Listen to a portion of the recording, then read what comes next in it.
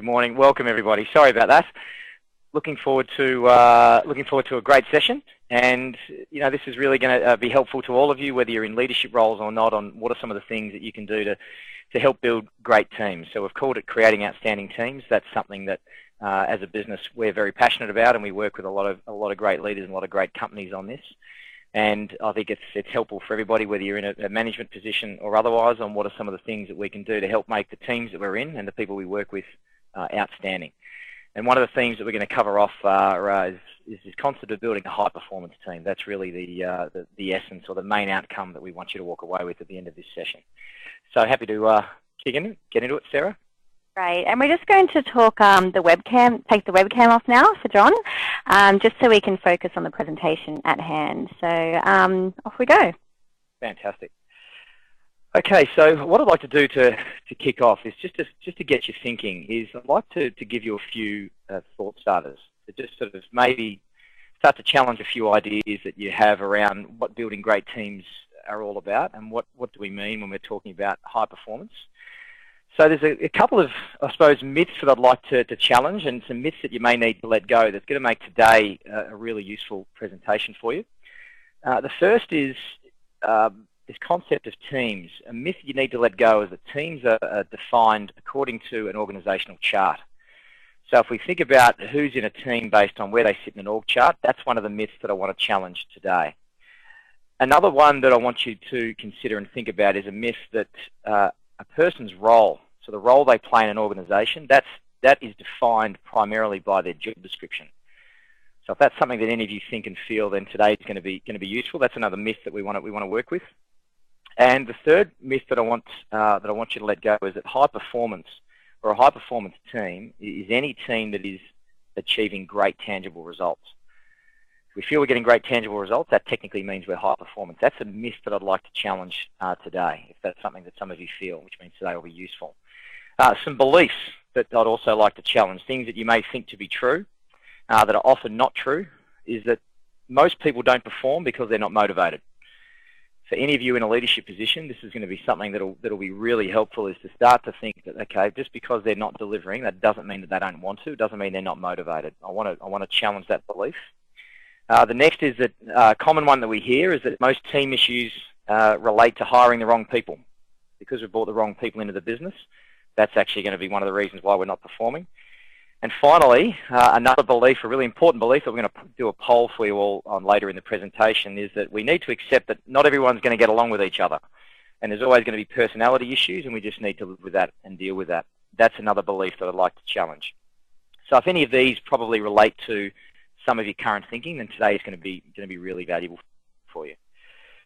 So moving into the next bit, before I do a poll with you, I just wanted to cover off what Sarah introduced in the description of today, which is just the basics of what makes a team. Before we understand how to make a team fantastic and how to turn it into a high-performance team, let's just be clear about what we're dealing with. There are three elements for it to even be considered a team in the first place. The first is that we need to have a group of people, meaning it's got to be a team, it's got to be more than one. So one person can't be a team, but once we have more than one, we're underway. But even at that point, it's something that's worth reflecting on is whether everybody in that group would actually be able to articulate who else is on the team. Quite often we have leaders who believe that they've got a group of people who are meant to be a team, but not necessarily everybody in that group knows who else is on the team. To even start the journey of building a great team, everybody else needs to know who else is on the team with me. The second is that for it to be considered a team, there needs to be a common cause. The reason a group of people come together is to work towards something. And that means we need to have a really clear common goal. And everybody in that group should be able to articulate what the cause is and articulate that cause in the same way. So, good point to reflect on whether, if you're thinking about a team that you're in, how many of the people in that team would be able to describe a common cause and describe it in the same way. And the third element is every person in the group needs to play a role. And that's something that we're going to spend a bit of time on in today's presentation, is what we mean by a role. Because for it to be a team and to achieve that cause, every person has a very special part to play in achieving that. So that's really the building blocks of what makes a team. So I just want to make sure that we know what those three elements are before we start moving into how to make those teams fantastic. And I think what I want to do is actually kick off with a poll at this point before I sort of give away the next answer. But what I'd like to do, Sarah's going to just put a poll out there where when it comes to high performance, I just want to get a sense from all of you about how many of you would actually consider yourself to be in a high performance team right now. Right. So if you do currently consider yourself to be in a high performance team, simply click yes, and if you don't, then no. And if anyone has anything else that they'd like to elaborate on with this question, please feel free to type it in the chat box down below. Be good to get a sense of engagement online to see what people are also thinking within their teams. Do you usually get a similar response when you ask this question over and over? You know what, actually, looking at that response, which is about 50-50, definitely yes. So that's actually a pretty common response. Quite often it's actually more favourable, like a lot of people would consider themselves to be in a high-performance team. And the reason I ask that question is because our definition of high performance is actually the big learning from today, and what people consider to be high performance is why we'd say yes. So I'm suspecting that as we go further into the presentation, those of you that maybe have answered yes might be challenging that a little bit. But the main reason for that is because we're getting great tangible results, which feeds into the next bit. So thank you. Thanks for those who responded. Thank you. So to move on, what does high performance mean? Well, the first thing I want to do, and the reason we asked that poll, is I just wanted to give you a definition of performance, that word performance. If we went back to the 20th century, so up until about 15 years ago, when we were talking about performance, it was a really simple definition, and that is what results have we achieved or what results have we delivered. And those results were often tangible results. In the 21st century, very relevant for high-performance organisations and high-performance leaders, leadership now is a combination of two things. That's the results that we get and the behaviour that we've shown to get those results. That is the technical definition of performance in the 21st century. What we achieve and how we achieve them. And the reason they're both there is because, and the reason we have behaviour as a big part of it is because for two reasons. The way people behave in a team, not just leaders, but everybody in a team, the way people behave has an impact on other people's ability to deliver their results. And also the way you go about delivering results through your behaviour impacts the likelihood of you achieving great results again in the future. And that's why for great teams, we need to be thinking about what we're striving for, but the way we go about it and the way we work as a team. So a lot of this concept of building high performance is going to point to the sort of culture that we have within our team.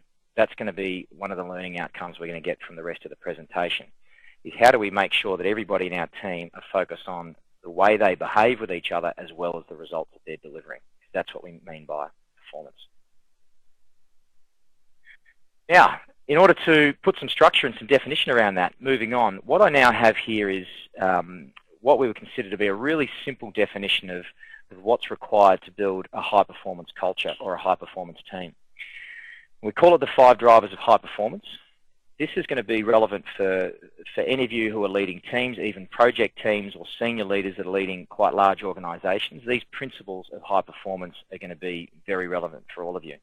And what we're going to do in the presentation is work through each of those individually, and then we'll have a couple of polls as we go.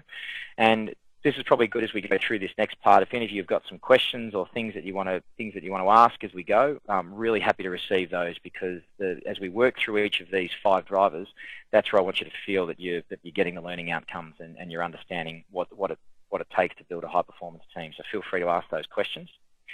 And they are leadership, ownership, relationships, innovation, and achievement.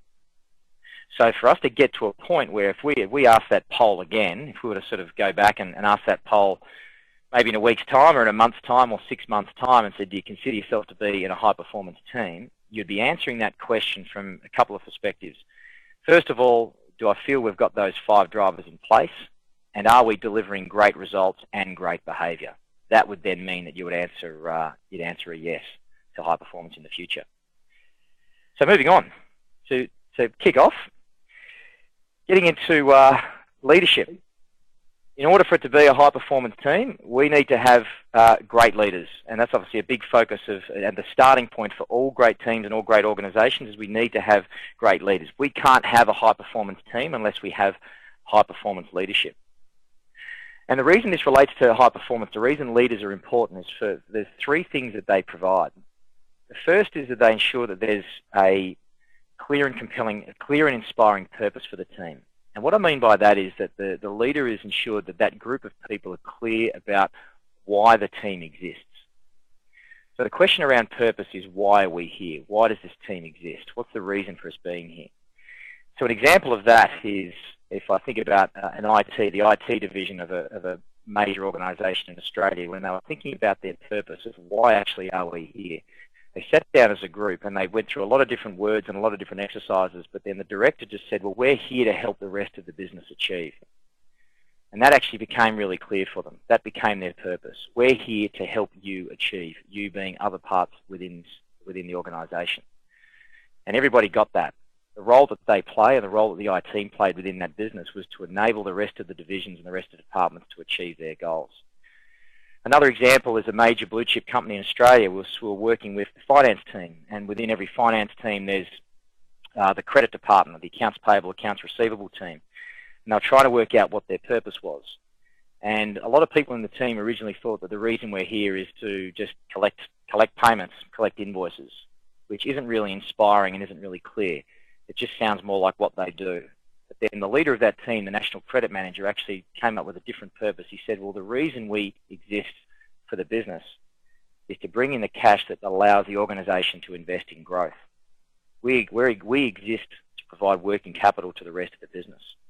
And that actually then had a much more inspiring impact on the rest of the team because they were clear now about the role that they play in the greater organisation. That first point on a clear and inspiring purpose and how it relates to leadership, leaders need to be creating a connection between the team that they're leading or the team that they're part of and the greater organisational purpose. This is where we fit into the bigger picture.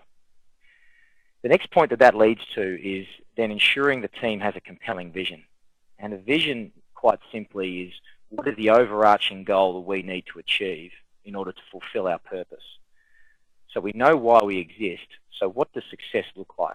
What are we all striving for to ensure that we've made that happen? That's what we mean by a vision. So to give you an example and to go back to the IT department in that major organisation, so they exist to help the rest of the business achieve, their vision was to make IT simple, easy and reliable. That became the goal that they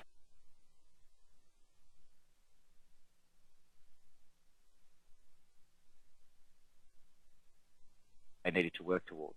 That was the most important thing they could do to help the rest of the business achieve. From the credit department within the other organisation who've realised that we exist to provide the cash and working capital for the company to invest in growth, their vision became to build an outstanding customer service relationship with all of our vendors and retailers. That became the goal that everybody in that team needed to work towards. I said at the beginning that performance is around results and behaviour. And the first part of a high-performance team is for the leaders to be able to articulate what are the values of the way we work here? What's the code of conduct that we would expect?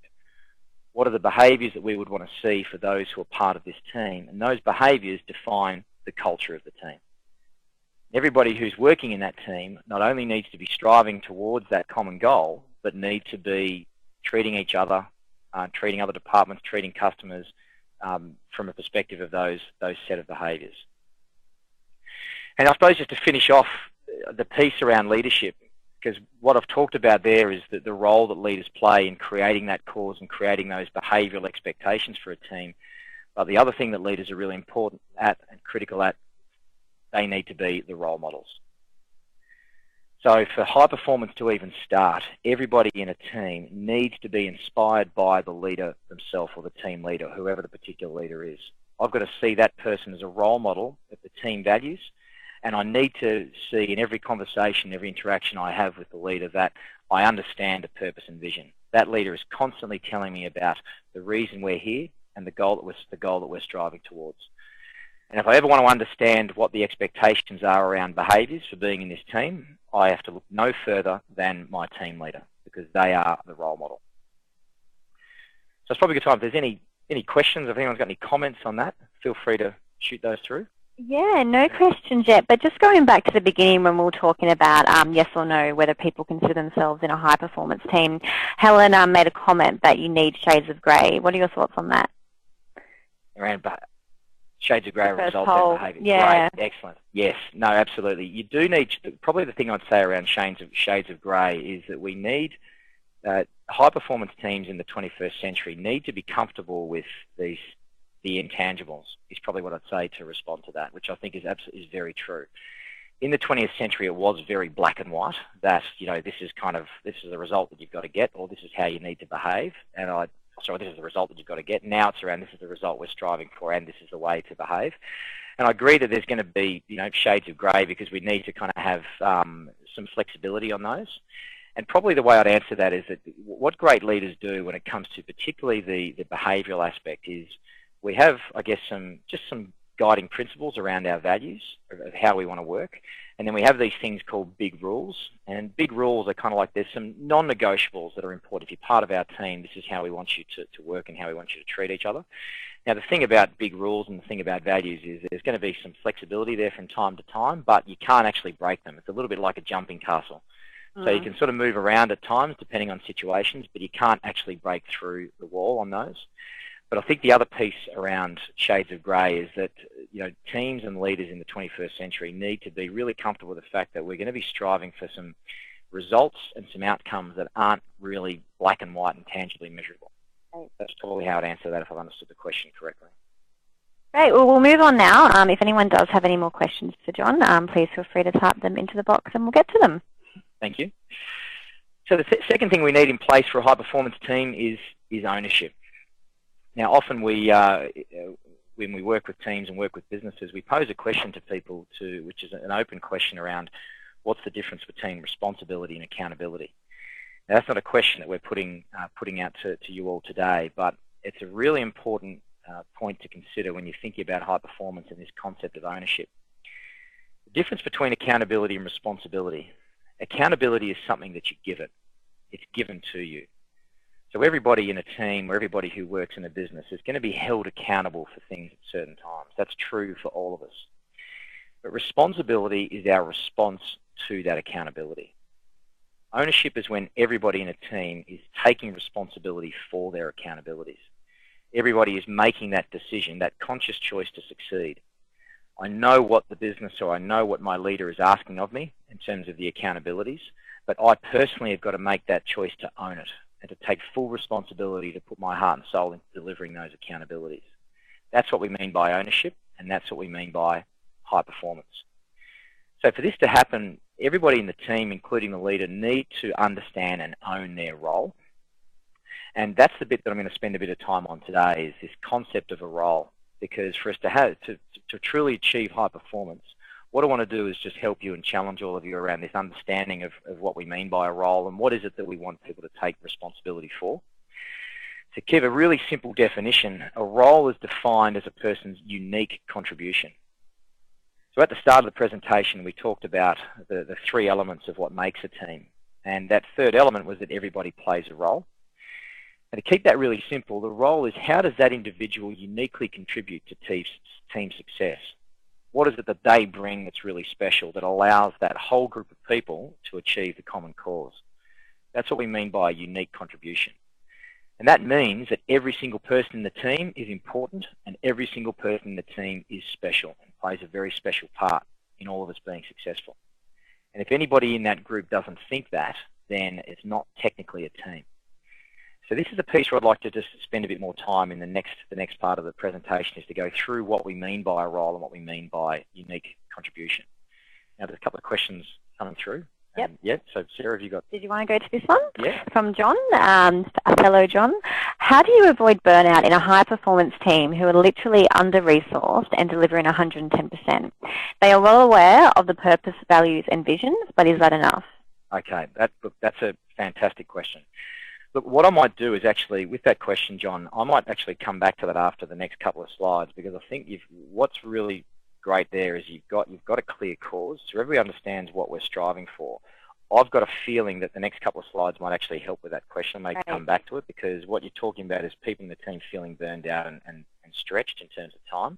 So what I might do is go through these next few slides and then see if we can come back to that question, but it's a great question.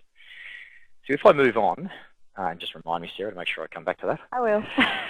So what I want to do is just talk about two different concepts, because I've mentioned the word role here, and what I want to do is just compare it to another word that gets confused with role often, and that is this thing called a job. Now, we all have a job because we all come to work and we all get paid. I'm not saying the word is obsolete. I'm just saying in the context of high performance and building a team, what we want to do is start to get everybody in a team to think more in terms of a role versus a job. And a simple way to talk about the differences is when we're thinking as a role, what we're looking at is that my unique contribution to the business is around the outcomes that I create. So the outcomes that I'm delivering, as well as the benefits that I bring to everybody else in the team that allows us to be successful. Whereas when I'm describing a job, I'm talking in terms of tasks and activities. What are all the things that need to get done? And this is actually quite an important distinction, and it's going to start to relate to John's question, is when we get people thinking in terms of outcomes and benefits, what am I striving for? The mindset that creates for people in a team is, what is it that I need to achieve? When I'm looking at my unique contribution, I'm thinking, what is it that I need to achieve for others? The benefits I've got to create and outcomes I've got to deliver. That means the team can't be successful unless I've made that happen. Whereas if people in a team are thinking in terms of a job and thinking in terms of tasks and activities, the mindset is all around, what is it that I need to do? What do I have to get done? Now, the reason this is very relevant for all teams, particularly around the time piece, is we often ask a question of some of the groups when we're working directly with a lot of businesses. We ask a question that we call a tough question of, can you manage time? And I guess if you're thinking about that from a personal perspective, can I manage time? Now, the reason we call that a tough question is because it means that the instinctive answer is, well, yes. But the real answer is actually no. And the reason for that is that time is a finite thing, obviously. There's 60 seconds in a minute and a certain number of minutes in an hour and hours in a day. That's actually not something that we can control. But I'm sure most of you, when you think about that question, would be saying, well, it's not time that we can manage, but what we do with that time, which is, in fact, exactly right. But the reason that relates to building a high-performance team is that when we think about the unique contribution we make, when we think in terms of role and what we need to achieve, that means people in a team are only ever going to be challenged by their focus at that point. Because it's not about time, it's about focus. And the reason focus is more important than time is your focus will determine the choices you make about how to use the time that you have. Whereas when we think in terms of a job, which is built around tasks and activities, what most people will find in any team is if I've looked at all the tasks and activities I need to undertake, I've got a list of things that I need to do, and then I'm trying to squeeze that into a 5-day week, or I'm trying to squeeze that into whatever hours I've got, and I'm saying to myself that doesn't seem to fit. It doesn't look like I've got enough time to get through all these tasks and activities. Whereas if we think in terms of a role, which is what do I need to achieve, my focus will then determine some of the choices and often difficult choices I need to make about what I do and don't do. So that's one of the things that I just want to challenge you on, is around whether the team are thinking in terms of focus versus time being the main issue. That is not to say that time isn't an issue, because as businesses grow and teams change, where there's obviously going to be points in time when we do hit capacity, which could be an issue for what John's asking about. But everybody who thinks in terms of a job, in terms of tasks and activities, is going to find time the enemy, because there's never going to feel like there's enough hours in a day for us to get through all the tasks and activities versus what we need to achieve. Now, Sarah, any questions that have come through there? Because I'm still going to come back to John's other question. No, just, well, there's one come through now, but just everyone out there, just a reminder that the slides will actually be sent within 48 hours along with the presentation. And we have a question from Danielle. So how do you maintain high performance in teams in an environment of organisation change where the vision and purpose of the organisation are evolving? Fantastic.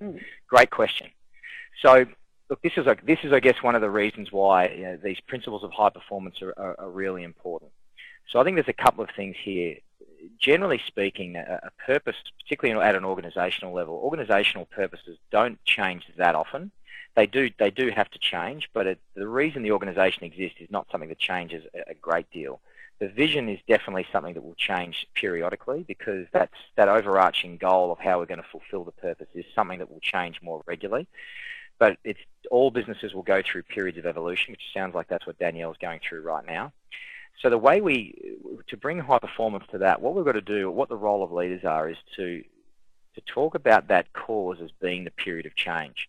When we're describing the vision for the team, what we need to do is talk about how the business and how this team is going to evolve what we do and how we do it as part of the change journey. So we almost we've got a current state, which is how we're doing things right now, and then we've got a vision of where we want to get to and what we're striving for. So the whole piece around high performance, if we're just sticking with leadership and ownership for a minute, is to make sure leaders are talking about the vision of how our team is going to need to change in order to support the overarching purpose and vision for the organisation. So because the organisation purpose and vision is evolving and changing, what leaders need to do is make sure that that then relates to how the purpose and vision for our team is going to change with it. And then when it comes to the ownership piece, from a role perspective, part of that message from the leaders is to talk about the fact that our roles are going to evolve with that. So the way we've done things in the past, so the sorts of outcomes and benefits we've need to focus on in the past with our role, that is also going to evolve. And the leaders need to talk about how they see some of those things changing with the change journey for the organisation. But the other part of ownership, because we're still talking about ownership, is making sure that everybody in the team understands their role and how they can support and contribute to that change journey. Change is obviously very difficult, and it's uncomfortable for us because it's not something that we like. We're creatures of habit. We prefer things to stay the same. But one of the things that leaders can do to help with high performance is to involve the team and make sure that they've taken ownership for how they can help the team transition towards that new vision. Great. That's a great question. Just moving on to the next slide around roles. We've talked about what a role is versus a job. The next thing I'd like to cover off from ownership is the two roles that we play. So we have and this is probably something that we're going to do a poll on shortly, because I think it's depending on how, from a time perspective, how we're going to go. But a lot of people, when they're thinking about the role that they play in an organisation, generally think that they only have one role, and often that is around perhaps a job description that was given to them or a set of core performance KPIs. But in high-performance teams, we actually need people to take ownership for two roles. We have a primary role and a secondary role. The first thing that everybody's responsible for is in a primary role is make a unique contribution to that growth or change strategy of the team. So back to Danielle's question around going through change, everybody's primary role is to have an understanding of what the team's striving for, but also where is the business going and how am I doing something over and above to help the team or help the organisation take that step of growth and change. That's the first thing that I need to be doing. A primary role is something that has to be proactive in nature. And in a lot of great businesses and a lot of high-performance teams, this is where we would capture things like the over and above objectives that are not related to a person's day-to-day. Smart objectives that are going to help the team achieve its vision and help the business grow. And those smart objectives, going back to one of the points earlier, need to relate to both tangible and intangible outcomes. So those are objectives around the way we're going to do things as well as the results that we need to deliver. So that's the first thing we're responsible for. How am I contributing to the change of the business or the change of the team, supporting the strategy or vision? The secondary role is really like my day job, is how do I sort of get the core stuff done as part of my role. So we call this delivering the core technical responsibilities that are aimed at helping to maintain the business and keep things moving. The secondary role, from an analogy point of view, is almost like the foundation of concrete that you pour when you're building a house. We need to make sure that there's a very stable foundation in place so we can then build. But we obviously don't pour the slab of concrete and then start doing the architectural drawings. We actually start with a vision of what the whole house has got to look like, what the building's got to look like, and we work towards that, which is why the primary role is important, but then we make sure that we've got a stable platform to build on. That's what the secondary role is about. How do we make sure that we maintain things and keep things ticking over so we don't go backwards? That is then a platform for us to be able to build on. And a secondary role for people in a team is reactive in nature. So this is generally going to be where your core key areas of responsibility or core result areas are generally captured. And again, in high-performance teams in the 20th century, the secondary role needs to touch on both the tangible and intangible outcomes for a team, both behaviours and results. But we need to be thinking about how am I contributing to growth and change, as well as how am I making sure that I'm maintaining the way we've done things in the past. Now, probably good times to check in on some questions. Yeah, so Paul has asked, and this is an interesting one, how can you influence the creation of a high-performance team in a privately owned, family-run company whose upper leadership are not concerned with creating a vision or purpose? They just want to get the job done. Okay, fantastic. Great question, Paul, and I've worked with and still work with many of those businesses.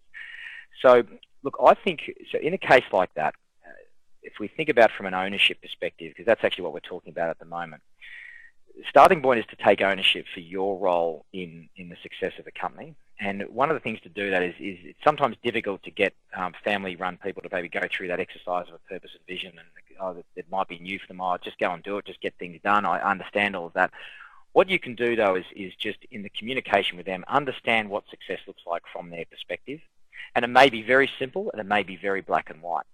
But what that means, that doesn't mean that you can't still go and create a great purpose and great vision for the team that you lead, or even actually put some more meaning around some of the words that the owners of the family business are actually using.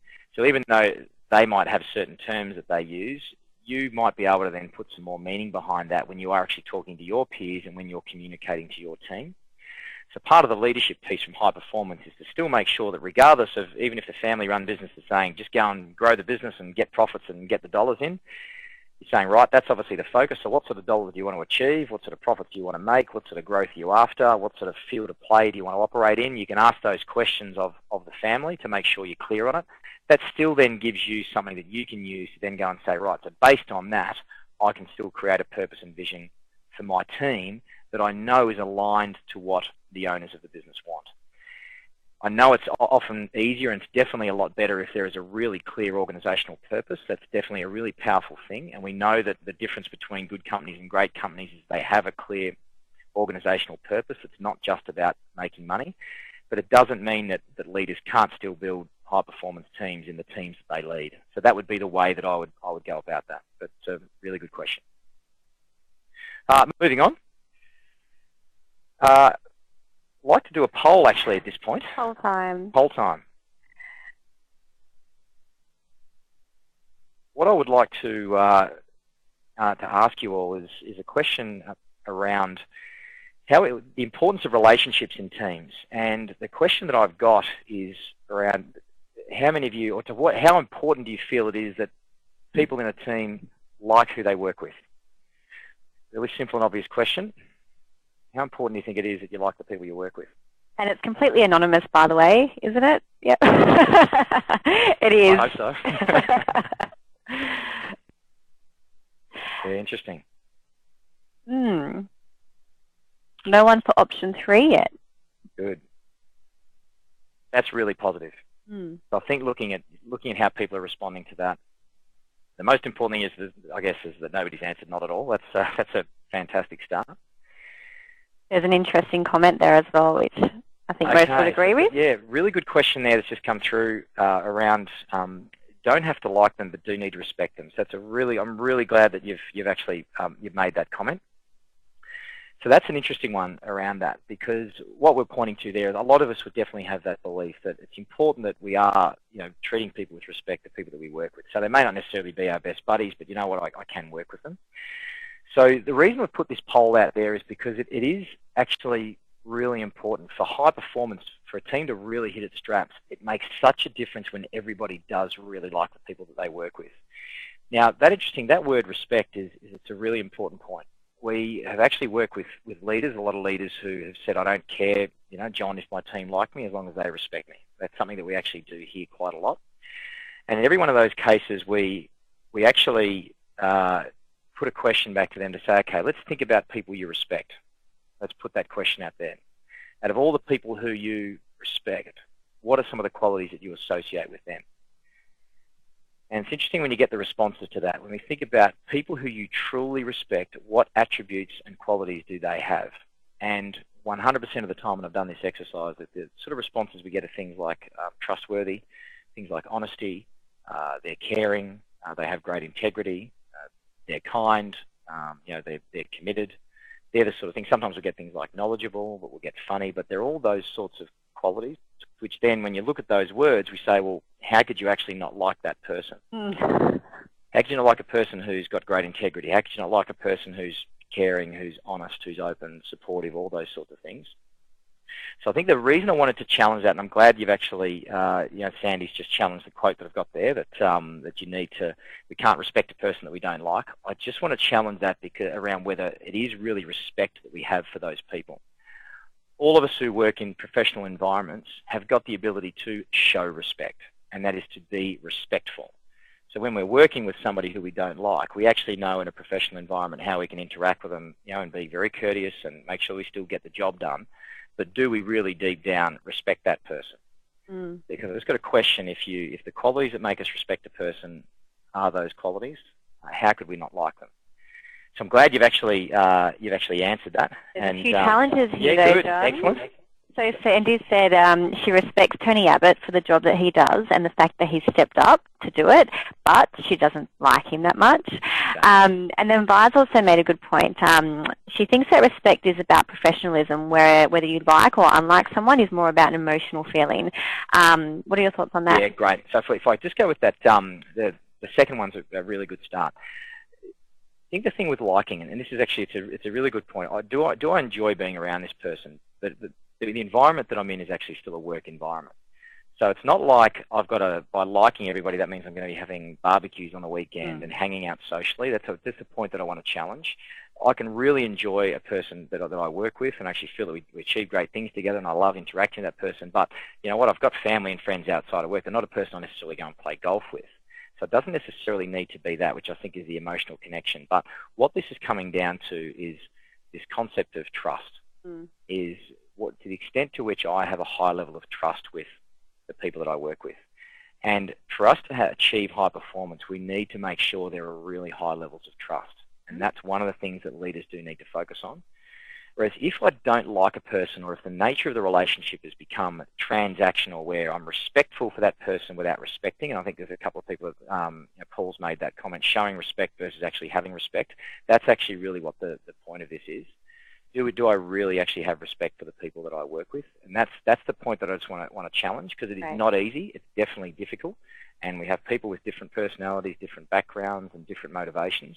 But to get to that point where we can make success inevitable and become high performance, we want to really focus on building great relationships, where at least when we do come to work, everybody actually says, you know what, I really enjoy the people I work with. I do like the people I work with. And I may not hang out with them socially, but I could. But more importantly, I genuinely respect them, and we have a high level of trust. And that trust means that everybody in the team are there to support and care for each other. This is the thing that then allows for very open and honest communication, which you don't often get if people don't like each other, or if they're respectful but they don't really respect a person. The communication is rarely really open and honest. It might be sometimes it can get quite combative, quite negative. And they're the things that we want to work on. Great. Great comments there, actually. And the bit around Tony Abbott, I think that's a good bit. I think that's And I think I think the thing about not liking him versus respecting him, the context here is probably more around people who we have relationships with.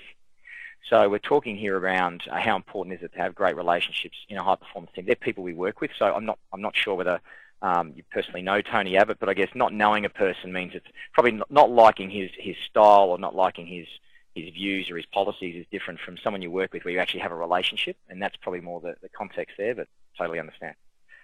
Great discussion, great debate. And the main takeout here is I'd like you to just be thinking around, have we built a high trust environment where everybody actually feels that they can be open and honest with each other, and everybody feels that there's great care and support with the people that I come to work with every day. Moving on. The fourth driver. So the next thing that we need to have a high-performance team and a high-performance culture is what's called innovation. Now, innovation, I know, is a bit of a buzzword, and it gets used a lot in a lot of different contexts. But to keep innovation really simple for a high-performance team, it's just about creating an environment where everybody feels comfortable to challenge the status quo. In order to be a high-performance team, we need a constantly be looking at new ways of doing things, new ways of improving, and that means that we can't ever be comfortable with the status quo. That's not to say that we constantly change everything, but as part of people taking ownership for their role, they need to be thinking about what are the things I've got to continually improve on to help add value to the team. And part of the reason I can challenge the status quo is because we have great relationships in place. And those great relationships allow me to be really frank, open and honest with my teammates.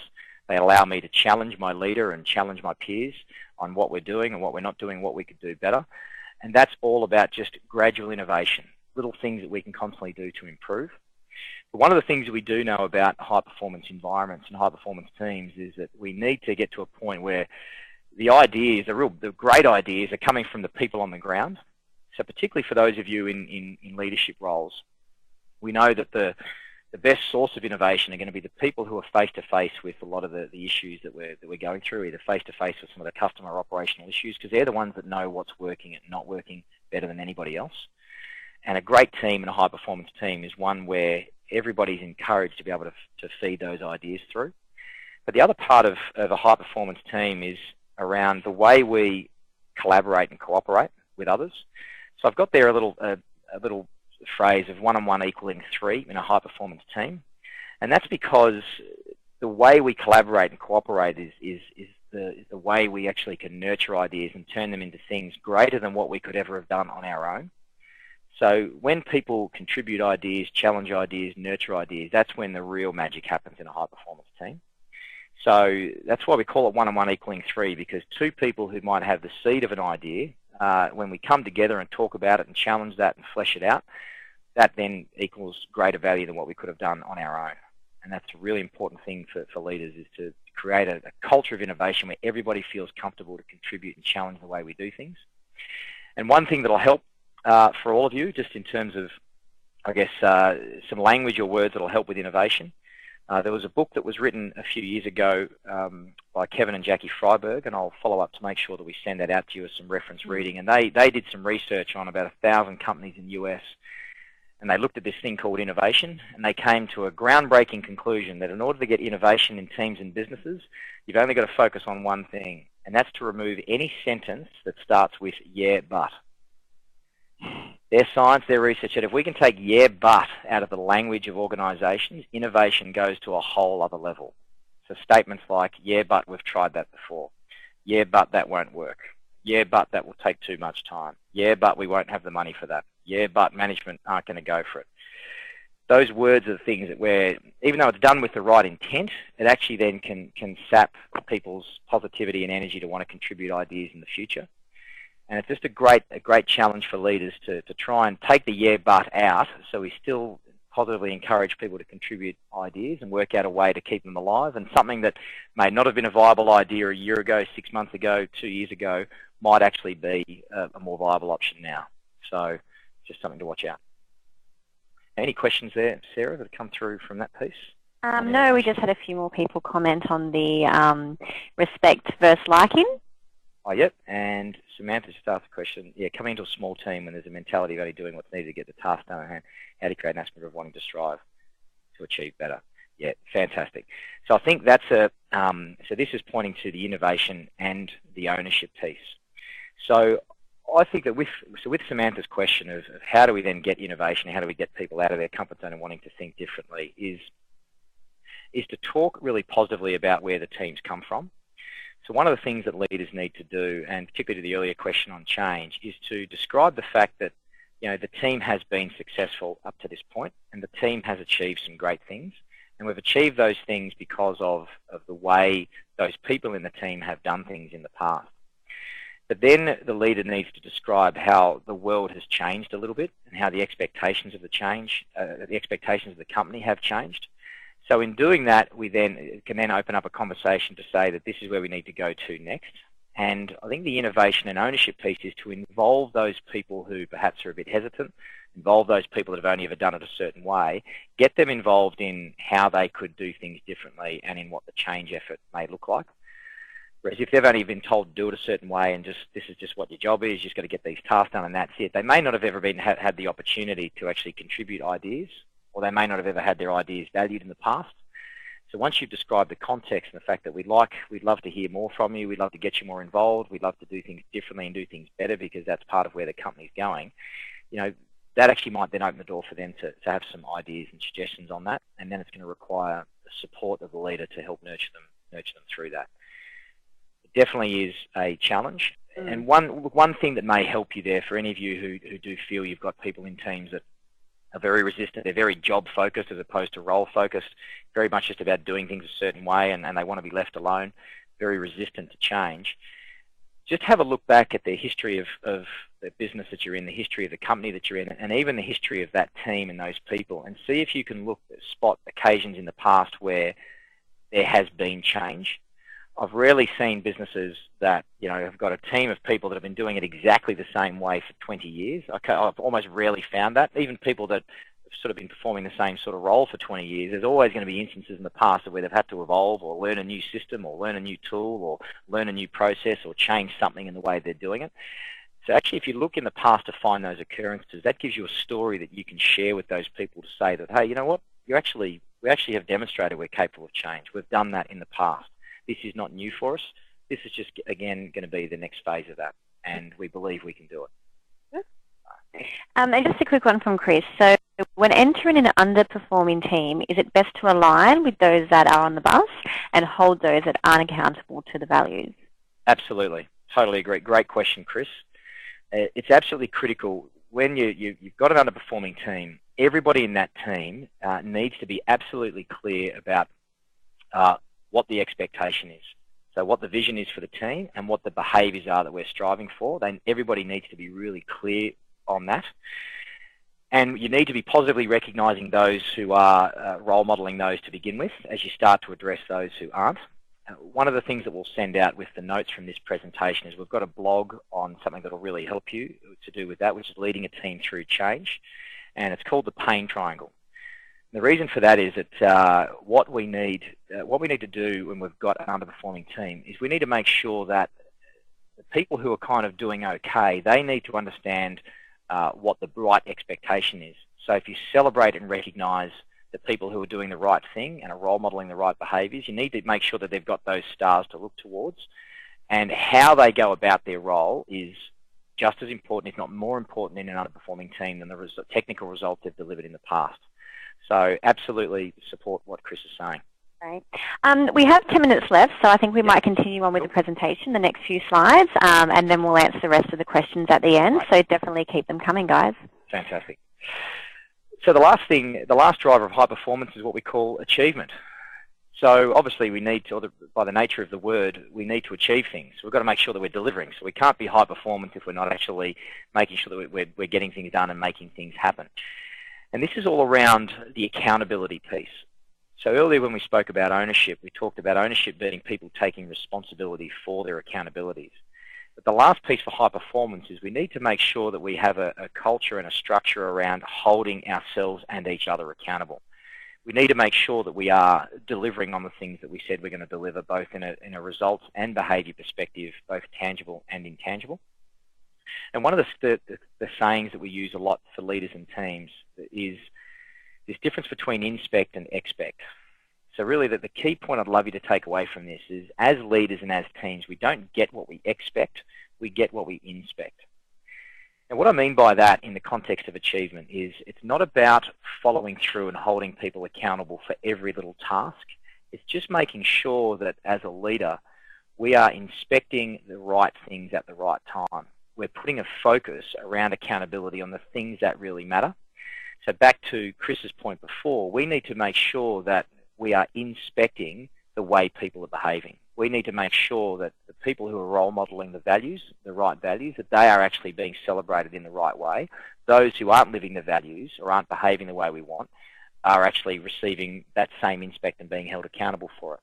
Maybe there's some technical things we've done in the past or some technical results that we've delivered in the past that previously were okay, but in future and the way we're doing it now and where we want to go, those same sorts of technical results are not actually what we're after.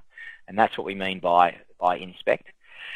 So an example of that is I was working with a major bank and with an executive team who after 2 years, had been going through a cost-cutting exercise. So they've been working on operational efficiencies for 2 years, and then got to a point where, as a result of only focusing on costs, they'd taken their eye off growth. And they had quite a negative, quite a toxic culture within the division, and there was quite a few issues with the leadership team and the CEO. And the CEO was quite command and control in his style of leadership.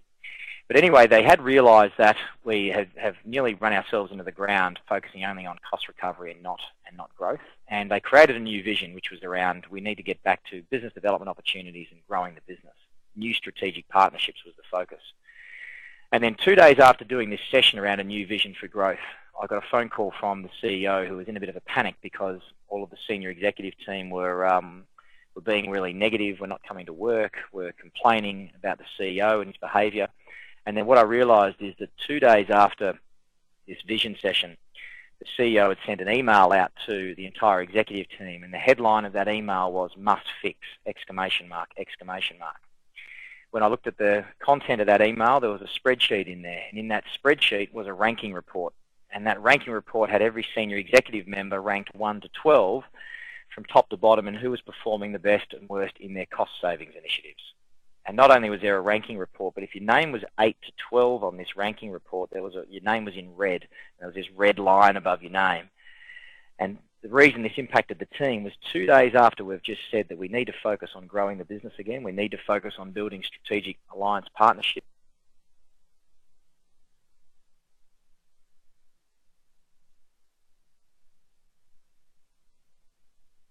That's where we need to go.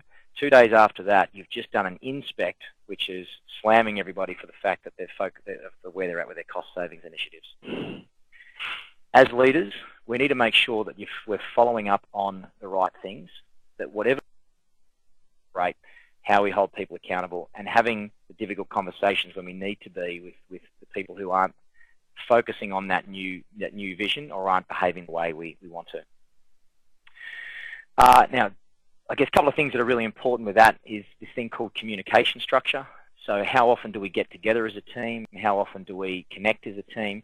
What are the things that we talk about when we do get together to make sure that we are keeping ourselves on track and we are celebrating success and we're focusing on those really important big hitters to help move towards the vision, holding everybody accountable for their primary role.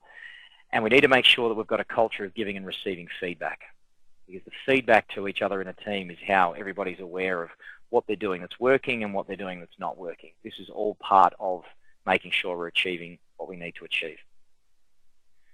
Now, is there any questions that have come through on that piece, Sarah? Yeah, so just also a few just tips and responses, I think, in terms of what other people are doing. So John says, ask your staff why they come to work. Is it to pay the bills, to serve members or clients, and then get an understanding of why they're actually there? Or go for a higher purpose, Catherine recommends. Or even invite your team to come on the journey. I'm guessing that's probably something that's not done quite a lot, people just asking. Yeah, involving them, absolutely. I think that's a really good point around giving them the choice to succeed. The role of leaders is to try to create an environment where everybody wants to be successful, but then everybody needs to make that choice. So it is actually an invitation to say, look, I'd love you to come with me, and do you want to be part of it? What leaders have got to do with high performance in that first piece around creating a great cause is give them that higher purpose to buy into. The purpose is actually the thing that you would like them to believe in and want them to be inspired by. And that's why purpose, I think going back to the question about a family, a purpose and a vision has to be quite moving. We've got to find a way to make it compelling and inspiring. A purpose in the history of time never got out of bed for that. But we need to come up with other reasons that are meaningful that then can inspire people to want to come to work and be part of something special. So it's a really great point. We've got 2 more questions there, but just being conscious of time and the fact that some may have to go. If we just move on to the last 2 slides, and then John, you're happy to stay online for the next 5 to 10 minutes to ask any questions? Yep. Thanks, guys. Look, Becky, what I've just sort of been through is those 5 things we need to build a high-performance team, and that last piece is just around how we celebrate and keep ourselves on track. What I've done now is just moved into a slide just to probably give you a bit of context around how the world is changing around us in terms of teams. So I've called it the evolving nature of teams, and then I've got a few things. The last slide is just a few things to be mindful of in terms of where teams are going in the future. And if we went back to the 20th century, teams were very much structured in a hierarchical sense. So it's very much driven from a top-down approach to teams in what was considered the old command and control style of organisational structures. Where we're at right now, we're in a transition phase of high performance where it's about integrated teams. And what that means is that we're actually part of many teams. So everything we've talked about today is about the fact that we're never part of just one team. We're part of multiple teams. We're part of leadership teams. We're part of functional teams. We're part of project teams. And that's actually really what high performance is about. And all of these principles apply.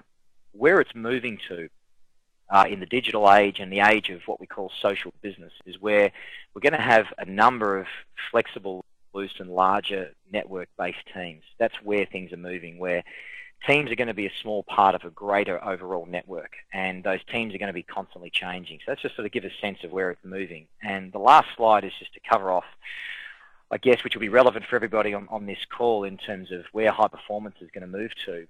Teams in the future are definitely going to be involving people from inside and outside the business.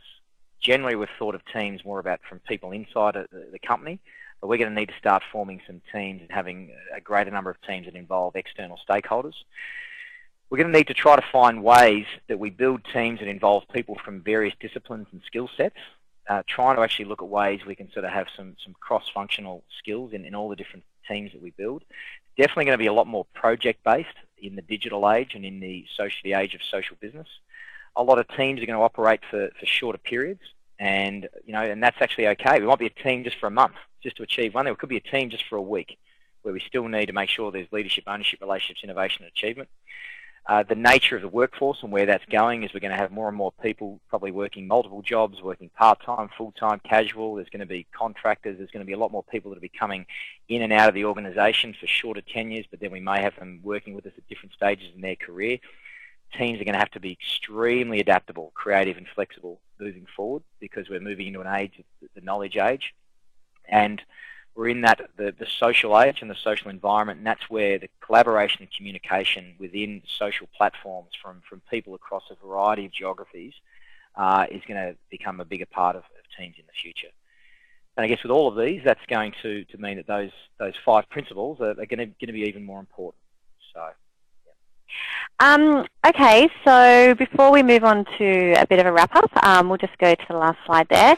And what we're also going to do, we're just going to bring up an exit survey. So for those of you who do need to leave, thank you very much for attending. But we do value your feedback, so please feel free to complete the form on the right-hand side. And just a note that we will actually be sending the recording to everyone along with a PDF of the slides. Also the blog, a link to the blog that you were speaking about earlier, John, and also the ebook that you mentioned, which I can't remember the name of, but we'll get it to everyone. And yeah, thank you everyone for joining. We are going to stay online to answer a few more questions that have come through, but if you do have to leave us, enjoy the rest of your day. Thank you. And Megan, so she's asked a question a little earlier on. As a leader, how do you facilitate the focus on role versus jobs within individuals? Okay, so with that, to start that off, we would always begin with the vision for the team. So Megan would need to be clear about what's the cause for the team that we're part of, and how does that support the cause for the organisation. Yep. So that would be the start of that. Then based on that is to then have a conversation with the team member to say, given that that's the vision of where we're going as a team, putting the question of what are the things that you would need to do differently, what are the different outcomes and benefits that you would need to focus on achieving in order for you to have helped us get there. And by saying help us get there, it implies that we're actually moving. It implies we're going in a direction. It doesn't imply that we're standing still. But that would be the conversation that I would have. Okay. So if we say, here's a vision for the team, so what does that then mean for your role? What are the new outcomes and benefits you would need to achieve to help us get there? Great. And Anne, so how do you get a staff of 2 to align to the organisational vision and everything else we've been talking about today? Okay, so that means it's team leader and 2. That's great because it's actually a very small team, which I guess means that the relationships part is great. They might like each other. The trust bit's going to be very important, definitely when it's a small team, because if 2 people don't like each other in a team of 3, then you've effectively got half the company that aren't getting along. So I think I would be focusing on the trust to begin with. I guess the great thing with a team of 3 people is you're probably in a position to be able to involve them in everything. You can actually be a lot more involved in creating, okay, what do we think the vision of our team should be? Yep. What is it we want to achieve? How do we want to get there? And what does that mean for our three roles, the three roles that we need to play?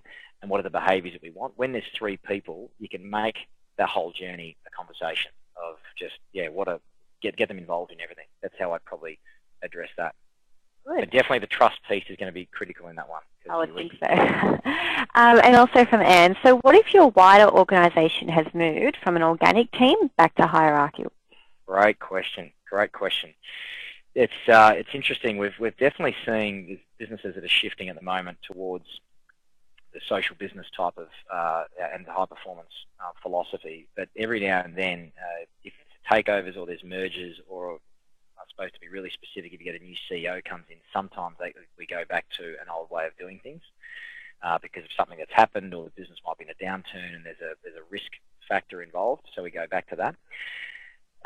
That actually wouldn't change that doesn't change Anne's opportunity to still have a high performance team within the organisation. So the organisation may be going back to hierarchical in terms of how it's structured, which means that there might be some very black and white specific directives that everybody's got to follow, and there's going to be some tighter controls around decision making and innovation and all those sorts of things. But it doesn't mean that the team that Anne's leading can't actually still have a high performance culture within it. Because for us to actually, if we're thinking about our role within the organisation, part of taking ownership is we've got to say, okay, well, if that's where the business is going, I've got to make the choice to succeed in that myself. So our vision as a team has got to be to probably support the business to get through that transition, still be clear about what the company needs from us, but then how do we make sure we've got relationships, innovation and collaboration, everything happening within our team and outside our team, just within the new boundaries. So it definitely is a challenge. One of the things, though, that I would say, if you are working in a command and control environment, or if we're actually moving to that, one of the reasons why senior leaders sort of move back to that is because there's a fear and risk philosophy that's coming through the business. That's a reason why command and control is often brought in. One of the things that leaders can do is to proactively go out of their way to demonstrate the ownership that they're taking, demonstrate the benefit of their innovation. Command and control is about safeguarding against risk, which means there's a fear that senior leaders have. What you've got to do is help take that fear away. So Anne and her team have almost got to sort of go over the top to say, look, you don't need to be afraid of these things. You don't need to be worried about the risks here. We've taken ownership for where we're going to get to. We know the results we need to deliver for the business, and here's how we're going to go about it. So it's probably the one tip that I'd give is that when you are in a real strict hierarchy, you've got to go over the top to demonstrate how you're going to overcome the fears, risks that they might have. But it's a great question. Great advice. All right, that seems to be all the questions that have come through now, which is excellent. Thank you, everyone, for submitting those questions. It definitely makes it more interactive for all of us involved. So I'd now like to just quickly hand over to closing comments, John, and then we'll wrap it up. Yeah, look, I think probably the things to finish off are the questions that people have been asking have been fantastic, and just to leave you with probably challenging those beliefs, which I know there are some there that were challenged around, particularly around the relationships piece. I think really just think about that, and the reason for that is if we do have a high level of trust with the people we work with and there are great relationships in the team, you want to work harder and you want to do great things for those people. So that's probably one thing that I would leave with. But just to remember that we're part of a number of teams. We're always going to be part of changing and evolving teams, and to just keep coming back to those 5 principles, particularly if you're in a leadership role, that role you play in being a champion of the cause and a role model for our values. Thank you. Thank you, everyone. That brings us to the end. I'd like to thank you all for your time, for joining us today. I'd also like to thank John. It's actually his birthday, and he's still managed to come in and deliver a fantastic presentation, so thank you. And like we said earlier, we hope that you find these webinars insightful and really inspiring. They help you to apply some new things to your organisation. So thank you for joining us. It's been fantastic. Keep a lookout for that information, which will arrive within your inboxes in 48 hours, and hopefully we'll see you at future webinars. Oh, if only we had a candle icon we could play or something within the webinar. Thanks for your wishes, guys. All right, we'll see you again and have a great day. Bye.